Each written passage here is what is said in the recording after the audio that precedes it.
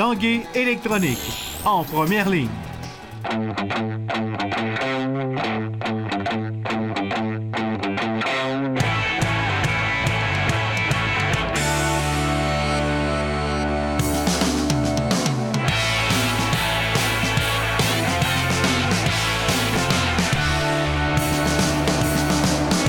À tous, un bon mercredi. Bienvenue à l'Esprit sportif. Dans notre émission aujourd'hui, on vous présente les petits nouveaux chez les Remparts de Québec. Également, une belle rencontre avec le bosseur Philippe Marquis qui sera en action au cours de la prochaine fin de semaine. Mais d'abord, parlons de compétition d'ascension en motoneige. Le fameux Sled Peak qui sera de retour en 2017 au Mont-Grand-Fond, mais également au Mont-Orignal.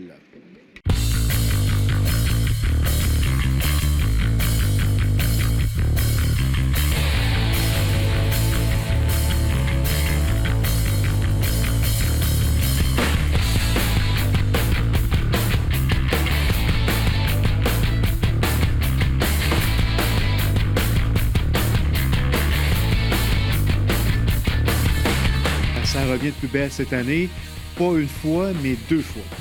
Deux fois, oui, c'était une attente. L'attente des gens était importante là-dessus. Ils nous ont demandé si on pouvait effectivement en avoir plusieurs dans la région pour enfin toucher une clientèle qui va être sur la rive sud cette année. Tout le monde revient cette année et encore plus? Encore plus parce que cette année, deux compétitions. Donc une compétition au lac Etchemin, donc Mont-Orignal, le 25 et le 26 mars. Et après au Mont-Grand-Fond, le 7, 8, 9 avril sur 3 jours.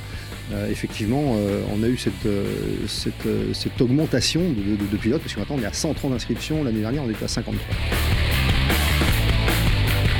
Est-ce que ça a intéressé des pilotes hors Québec? Oui, ça commence. On a un ou deux Américains. On a créé des classes différentes. L'année dernière, on avait que 2 classes. Cette année, on en a 6. Donc, on a la classe 600 Open. Et puis, on a une classe Flamme, on a une classe Vétéran, on a une classe 700 et plus en Open. On a une classe Exhibition cette année avec les motocross qui vont venir avec leur kit de conversion de chenilles et de ski à l'avant. Et puis, certains ont des snowboards. Il y en a une douzaine qui vont venir faire une exhibition.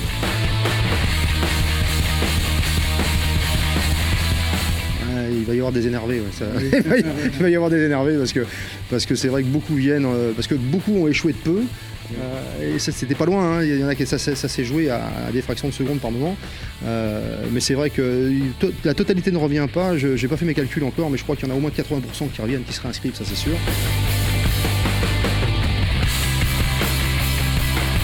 Encore beaucoup de compétitions cette année. Le champion défendant revient.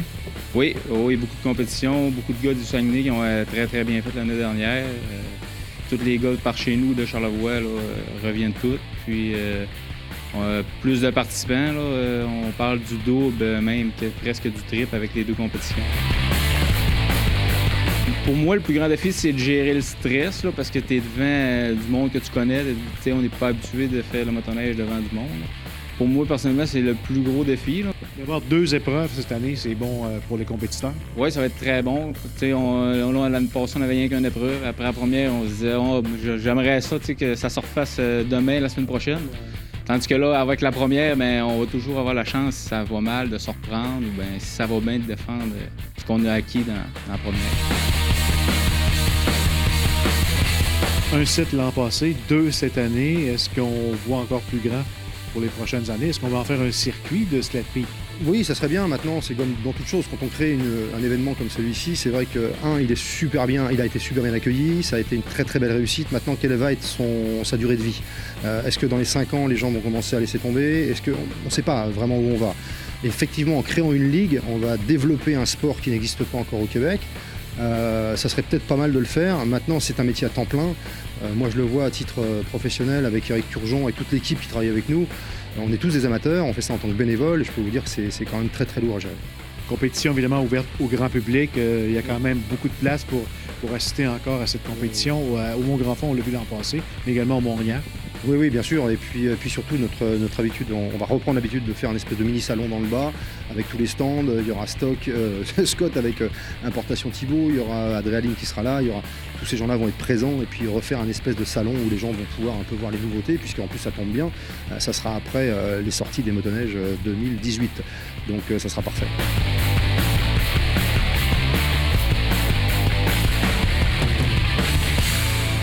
Après la pause, on parle ski acrobatique.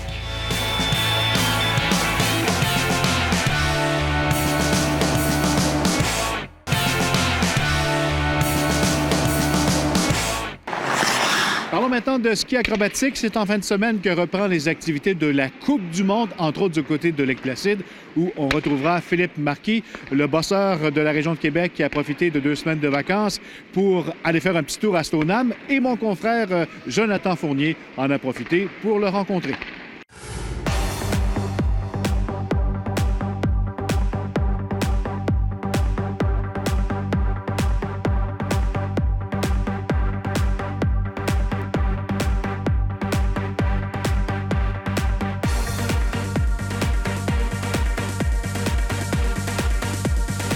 Philippe Marquis, on se souhaite la bienvenue à l'Esprit sportif. Merci beaucoup, Jonathan. Toujours le fun de venir faire un petit tour chez soi dans le temps des fêtes.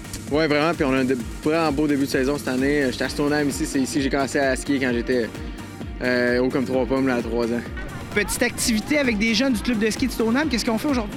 Oui, à chaque année, j'essaie de venir passer un peu de temps à skier avec les jeunes, leur redonner un peu ma passion, leur donner des petits trucs au début de la saison. Là, entre Noël et le jour de l'an, c'est une bonne pause pour moi. Donc, je viens skier avec plein de groupes de jeunes de différents niveaux, différents âges. On saute, on va dans le sous-bois, on va dans le parc, puis on s'amuse. Parlons de ta saison, elle vient tout juste de débuter. Avant ta première Coupe du monde, comment se portait ta forme, ton entraînement, ton camp, ça a bien été? Ça va super bien. J'ai eu un bon été d'entraînement. Écoute, je vieillis, fait qu'il faut que je fasse attention entre le volume d'entraînement et l'intensité que je fais.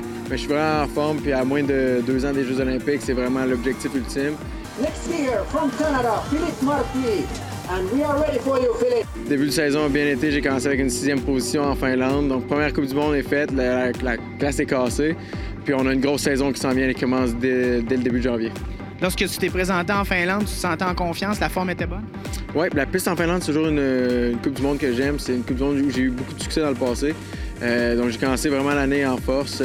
C'est sûr qu'il y a beaucoup de choses qui vont se développer et s'ajuster au courant de l'année parce qu'on finit cette saison avec les championnats du monde en mars. Donc, je vais vraiment bâtir pour avoir le top de ma forme au mois de mars. Parlons plus précisément de la dernière Coupe du monde. Je pense que les qualifications ont super bien été, donc grand départ. Oui, bien écoute, ça a super bien été jusqu'à là. L'année passée, j'ai une grosse saison aussi, donc j'essaie de chauffer un peu les fesses de Michael Kingsbury. C'est une autre commande, mais en même temps, ça me permet de me pousser et de rester à travers l'élite du monde. Donc, pour moi, c'est de continuer à faire mon petit train-train quotidien puis de continuer à mettre tous les morceaux ensemble. Mais je suis en confiance, je suis en forme. Puis ça fait, 2-3 ans que je me promène entre le 3, 4, 5e position mondiale. Donc vraiment, là, tout est bien en ligne pour moi. Puis c'est juste de continuer à exécuter puis de rester en forme. Philippe Marquis, c'est parti. Au début de la saison, j'ai sorti un de mes gros sauts sur le 2e saut. Ça a super bien été en finale. Puis en la ronde des médailles, j'ai poussé un peu plus pour aller chercher justement la 1, 2, 3e place. Malheureusement, ça n'a pas tenu pour la première course, mais je vois que j'ai besoin d'un peu plus de volume, mais les choses se mettent tranquillement en branche, se positionnent. Puis j'ai un saut du haut que je suis en train de peaufiner avec une brille de plus. Donc c'est beaucoup de petits détails que j'essaie de faire cette année, de mettre en place parce que c'est des choses qui vont peut-être me permettre d'être sur le podium en 2018 en Corée. Qu'est-ce qui s'est passé plus précisément dans la dernière descente? Là? À quel moment ça a moins bien été? Puis juste avant le 2e saut, j'arrivais vraiment trop vite, perte de contrôle un peu, mes skis ont glissé. Donc quand j'ai embarqué dans mon Kirk 1080, donc 3 twists, j'allais justement un peu trop gros, un peu trop de vitesse, j'ai atterri passé l'atterrissage un peu sur les talons. Donc une erreur fatale à ce niveau-là, c'est too much, c'est trop. Donc j'ai pris la 6e position, la dernière de la ronde de super finale. Au sein de l'équipe canadienne, l'éternel combat avec Michael Kingsbury, puis il y a d'autres jeunes aussi qui sont très bons. Là. Toi aussi, tu fais chauffer les fesses parfois. Oui, écoute, on a une équipe canadienne très dynamique. Michael étant notre leader, lui qui est l'homme à battre avec la grosse cible dans le dos. Mais à travers de ça, avec moi, les Marc-Antoine Gagnon qui a une expérience olympique en 2014, Simon Pouliot qui revient d'une blessure au dos, puis des jeunes comme Laurent Dumais et encore plus jeunes qui poussent constamment. Disons que j'ai pas le temps de m'asseoir sur mes succès passés, mais il faut que je regarde toujours en avant pour voir ce qui s'en vient, l'avenir, puis de m'assurer que justement je suis un leader moi aussi, je me fais pas trop rattraper par les jeunes. Du Canada, Philippe Marquis! Oui, monsieur, il se promène avec sa photo. J'adore ça. petite pause pour les fêtes et dans quelques jours, tu redécolles, prochaine Coupe du Monde? Oui, je redécolle dans quelques jours, début janvier. On reprend tout de suite l'entraînement parce qu'ensuite de ça, c'est pratiquement à chaque fin de semaine. On a un horaire de fou cette année. On est en Amérique du Nord au début janvier, je dirais février. Puis ensuite de ça, on a l'événement test à Pyeongchang où les Jeux seront en 2018. Puis on finit la saison au mois de mars en Europe, en Espagne pour les championnats du monde. Donc ça va s'enchaîner extrêmement rapidement. Pas de temps à perdre. Puis je suis très, très content d'être à Stoneham aujourd'hui. Je vais en profiter pour te redonner un peu aux jeunes, mais prendre un peu de vacances avant que ce train de fou reprenne. Bonne saison, merci beaucoup. Merci beaucoup.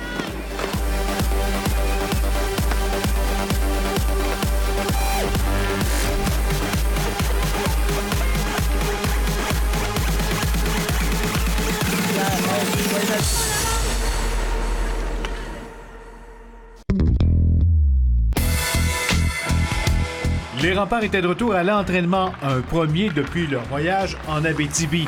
On retrouvait plusieurs nouveaux visages sur la patinoire suite à la récente période de transaction. Du nombre, les attaquants Olivier Mathieu, Mathieu Ayotte et Sean Bailey.